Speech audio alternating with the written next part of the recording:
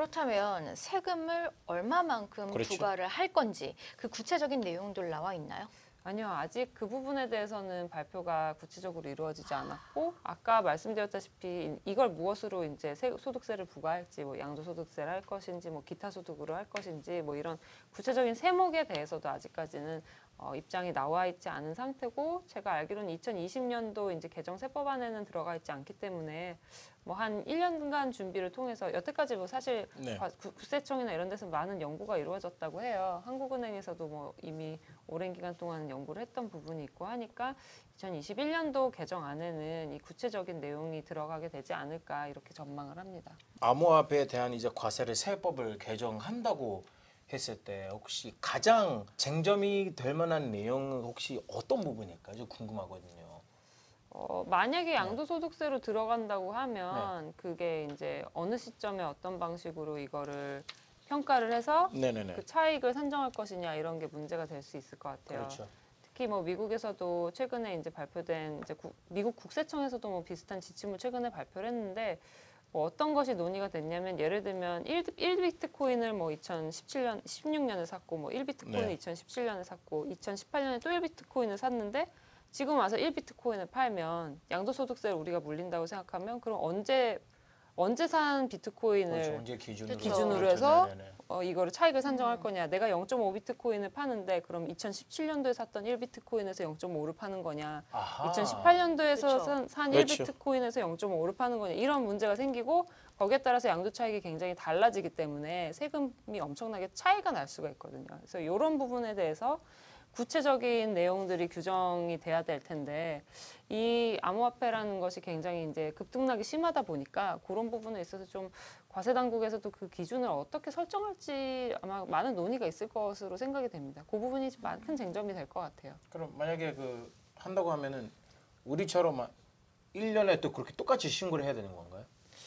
그 기타 소득으로 들어가게 된다면 네. 우리가 종합소득세 신고할 때 아마 신고를 하는 그런 방식이 될 거고 네네네. 양도소득세로 들어가게 된다면 이제 양도소득세는 판매 시점과 산 시점의 가격을 이제 차이. 차익 네네. 거기서 빼서 아하. 차익을 계산을 하게 되니까 그때 그리고 판 시점에 이제 그때 기준으로 해서 세금이 부과가 되겠죠.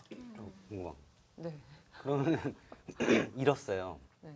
뭐 마이너스가 뭐 90% 1억을 투자했는데 9,500만 원을 잃었다고 봤을 때 아이고. 그거 세금 신고를 할 때 기타 소득으로 그러니까 종합소득세 신고를 했을 때 그거를 손실로 보고를 하면 감면이나 이런 게 그러면 이제 세금 부과가 안 되겠죠. 근데 그것도 참 저도 좀 궁금한 거예요. 앞으로 어떻게 할지. 근데 예를 들면 제가 비트코인은 올라갔다 내려갔다 하잖아요. 네. 1,600만 원일 때 샀는데 800만 원이 됐어요. 네. 그때 신고를 하면 저는 800만 원 손실입니다 하고 이제 안 내는데 그걸 계속 들고 있다가 다시 올라갔어요. 그러면 이거는 어떻게 할 건지 뭐 이런 것도 좀 고민이 되고. 그렇죠. 근데 그거는 뭐 얼마나 올라가는지 그거 보고 그 차이 그렇게 그러니까 되면 되잖아요. 기타 소득은 그렇게 되는데 그 반대는 더 문제가 될 수가 있을 거예요. 탈세 예를 들면 탈세의 새로운 루트가 창시될 것 같은데. 800만 원에 샀는데 1,600만 원이 돼서 신고를 해서 800만 원, 그러니까 제가 800만 원만큼 기타 소득 발생했습니다라고 종합소득세 신고를 해서 소득세를 냈는데 그다음에 이게 떨어져갖고 400만 원이 되면 아, 그러네요. 현금화를 안 했는데 400만 원 돼서 그 평가이익만 계속해서 이제 급등락하는데 거기다 세금을 내면 그럼 나중에 떨어지면 그거 세금 환급 받을 수 있나요? 뭐 이런 저도 궁금해요. 근데 아직 그런 문제는 아무도 답이 외국의 사례를 좀 더 연구를 해봐야 될 것 같아요. 그러니까 그건. 한국 분들이 되게 그런 게 머리가 좋으시니까 네.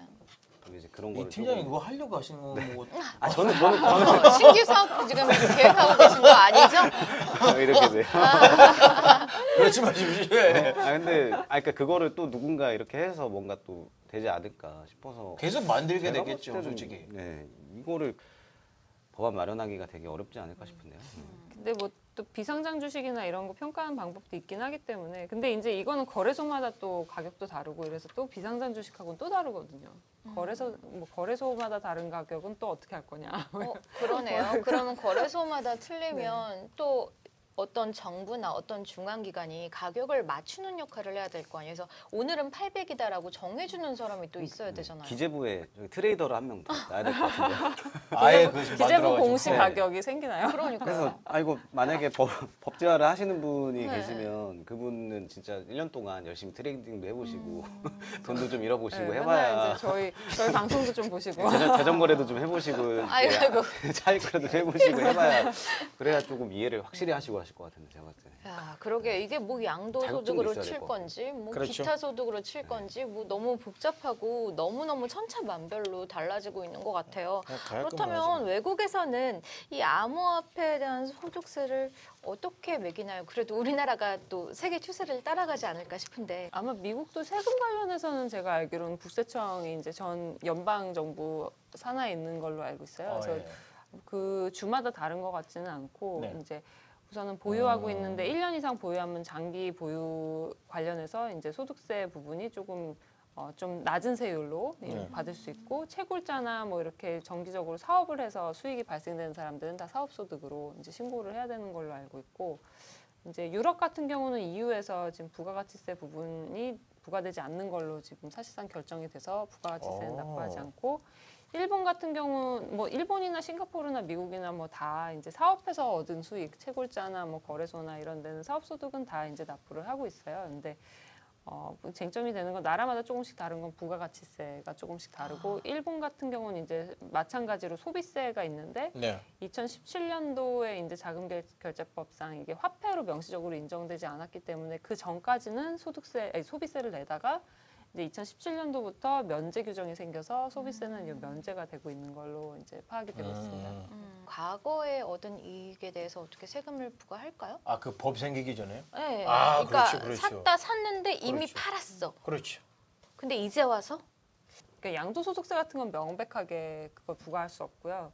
왜냐하면 양도소득세는 아까 말씀드렸다시피 한정적으로 열거된 거에 대해서만 네. 이제 납부를 해야 되는 부분이기 때문에 근데 이제 종합소득세 신고를 안 했다. 몇 년 뒤에 그거를 이제 다시 소급해서 납부하라고 하는 거는 사실상 좀 헌법적인 정신에도 위배될 가능성이 있고. 오, 그 뭐 정도요? 네, 아니 근데 기본적으로 이제 법률이 있으면 거기 하에서 이제 납부를 할 수는 있어요. 이제 네. 뭐 법률이 없는데 그걸 만들어 가지고 그 새로운 법하에서 과거에 이제 과세가 이루어지지 않았다고 해서 그 과세를 하는 건 불가능하지만 법이 뭐 예를 들면 상속세 같은 건 모르겠어요. 상속세는 지금 법률 하에서도 내게 만들 수가 있거든요. 상속세는 이제 포괄적으로 이익만 발생하면 되니까. 그런데 지금 상속을 한 사람들이 비트코인 상속받았다고 해서 소급해서 납부하게 할 거냐. 뭐 사실상 그럴 가능성은 별로 없지만 가능은 하고 그리고 뭐 좀 생각하기 어렵네요. 일반적인 소득세 같은 경우는 세목이 이제 새롭게 규정이 된 다음에는 그 이후의 행위에 대해서는 부과를 할 수 있겠지만 뭐 과거 행위에 대해서 소급적으로 할 수 있냐 없냐 그거는 세목마다 다르다 이렇게 말씀드려야 될 것 같아요. 네. 그러니까 제가 알고 있는 비트코인의 개념으로서는 세금을 입히기가 되게 힘들다고 보거든요.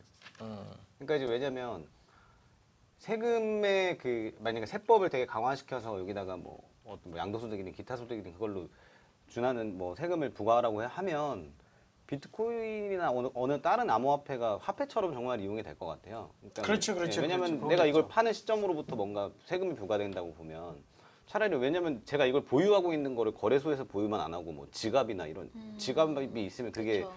그 지갑 자체는 거래소 실명 계좌. 그러니까 이걸 보시는 분들은 거래소에서 코인을 사고 파는 것만 아시는 분들은 그렇게 생각을 하실 수가 있는데 지갑은 계속 만들 수가 있거든요. 아, 그러게요. 그럼 그 퀴트 지갑이 피거래도 명의가 할 수도 있고. 그 지갑이 제 명의가 아니기 때문에 그래서 뭐 중국이나 뭐 다른 국가들 같은 경우도 지금 현재 유동성이 많이 안 남아서 OTC라고 해서 장외 거래를 주로 많이 하고 있어요. 그래서 그 장외 거래에 대한 세금을 누가 미쳤다고 신고를 할 필요는 없잖아요.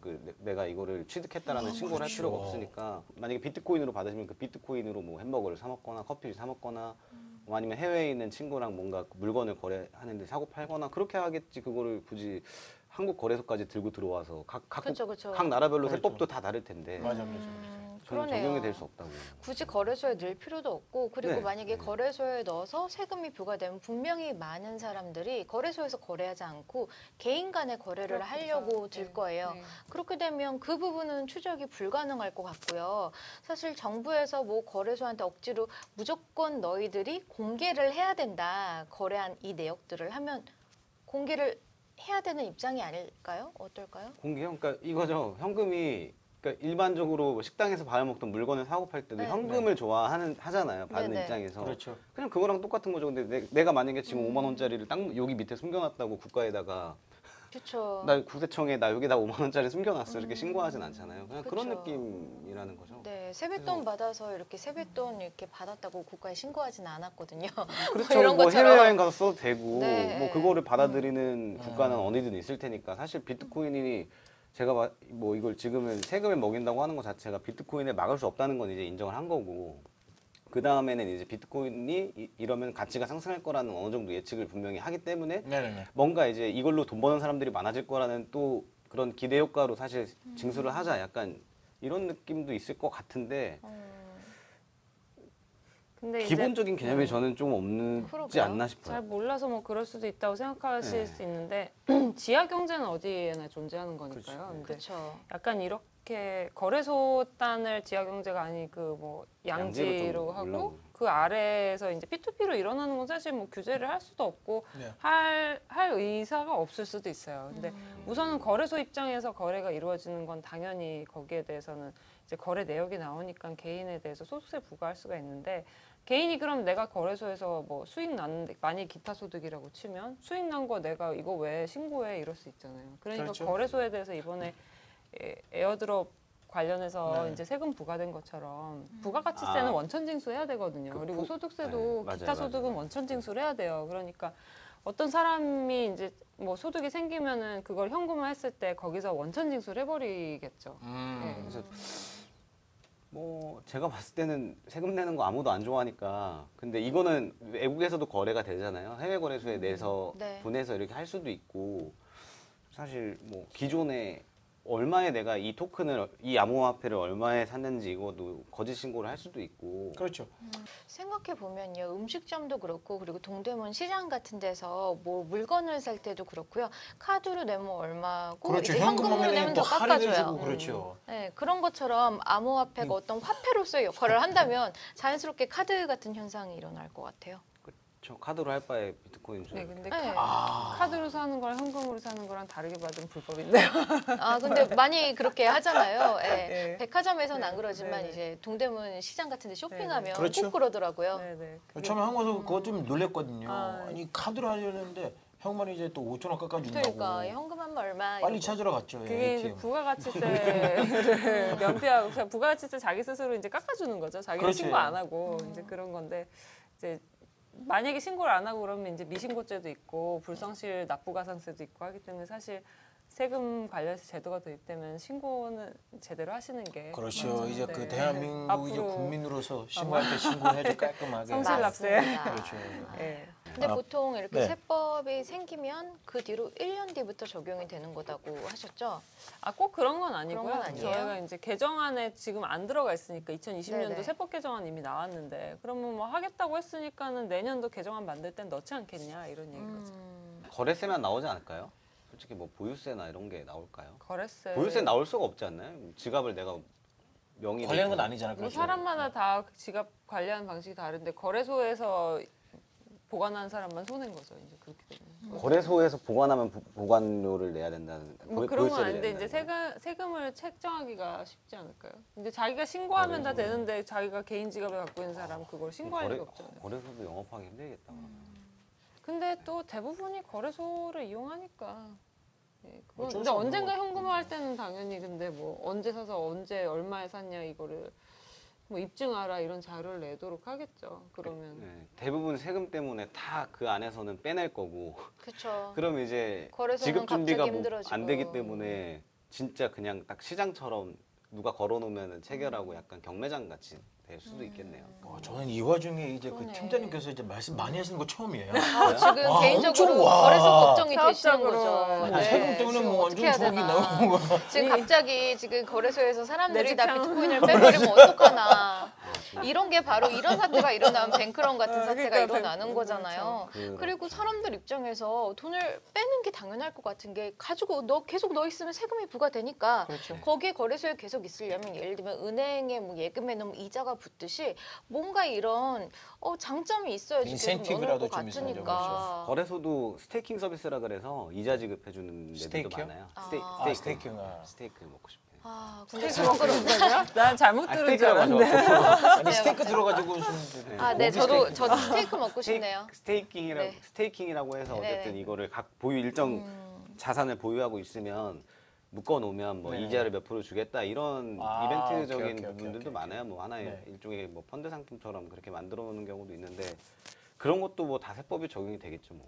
시, 그 시, 이후에는. 그라시아스. 이제 이자라고 하면 우리나라에서 은행에서 이자 주는 걸로 하면 여신이 돼서 사실은 돈으로 그걸 지급하면 안 돼요. 그러니까 돈으로 만약에 지급하면 그거는 이제 여신 전문 금융법 위반이 될 수가 있고 뭐 그렇기 때문에 돈으로 지급하는 건 아니고 스테이블 코인이나 자기들이 자체 발행한 코인을 이제 이자 개념으로 해서 지급을 해줘요. 그러니까 뭐 예를 들면 제가 비트코인 얼마를 맡기면 그거를 뭐 자기네 코인으로 환산한 가격에 얼마를 뭐 얼마로 되고 그렇죠. 거기서 뭐 아까 말씀하신 대로 뭐 하루당 뭐 그 토큰으로 이자 몇 퍼센트 내지는 뭐 1년에 몇 퍼센트 이렇게 지급하는 그런 그렇죠. 상품이라고 할까요? 뭐 그런 거죠. 얼마 전에 저희가 또 특근법에 대해서 이야기를 한번 했었는데 네.